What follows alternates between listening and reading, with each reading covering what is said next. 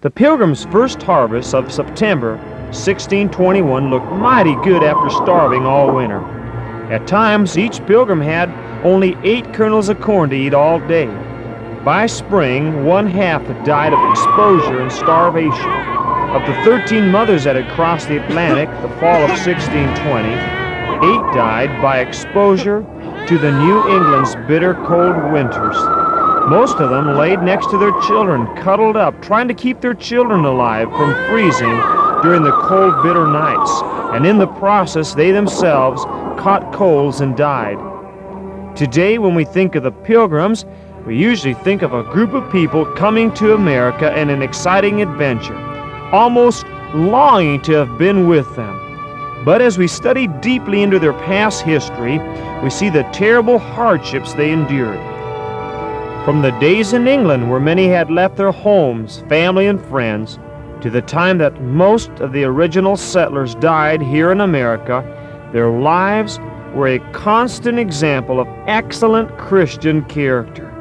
They did what they set out to accomplish: establish a country where their children and grandchildren and their children would not have to endure hardships because they themselves suffered affliction.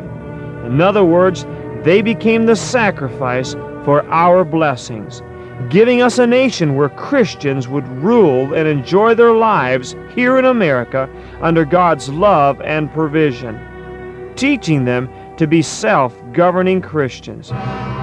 We cannot close this devotional series without saying a word perhaps about one of the greatest celebrations in our nation today: Thanksgiving. I love Thanksgiving.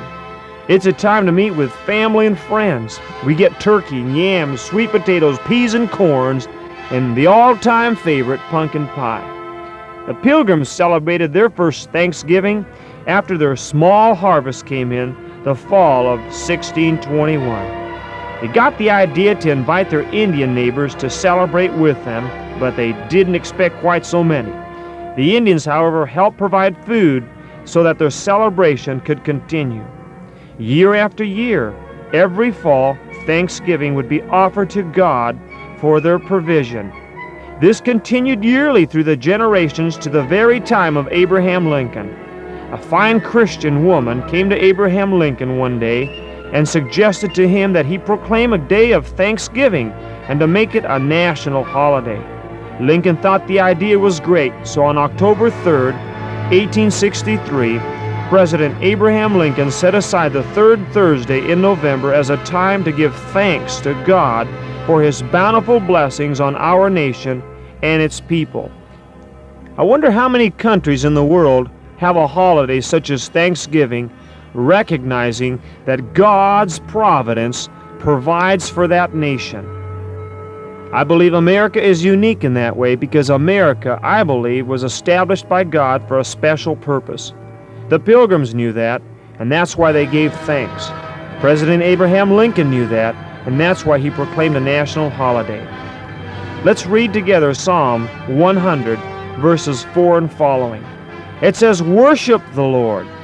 Come before Him with joy. Come before Him with happy songs. Never forget that the Lord, He is God. He made us, and we belong to Him. We are His people. We are the sheep of His flock. Enter into His temple gates with thanksgiving. Go into His courts with praise. Give thanks to Him, for He is worthy to be praised." Dear parents and students of Christian American history, I pray that Volume 1 Devotional has proved invaluable to you and your family. I feel like I've just scratched the surface, but if somehow the Lord has blessed you and given you a love more for our nation and its liberty, and especially your children, then I can say praise the Lord, and so be it. At this time, I'd like to close with a challenge to the parents and adults listening. Reverend S.W. Famjambi said January 5th, 1876, "The more thoroughly a nation deals with its history, the more decidedly it will recognize and owe an overruling providence therein." and the more religious the nation will become.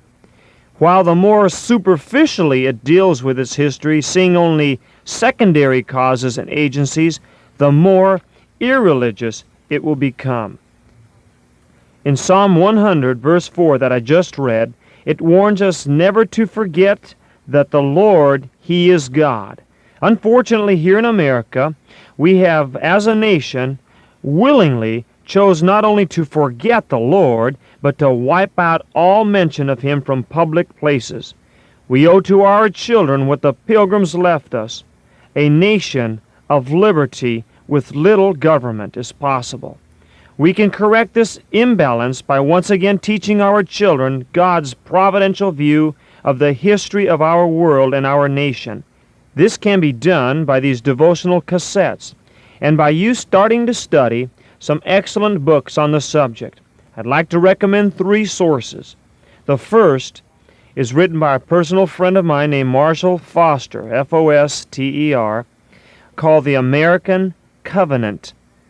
One other, The Light and the Glory by Peter Marshall Jr. and David Manuel, and by the same authors, From Sea to Shining Sea, both published by Revell and available through your local Christian bookshop.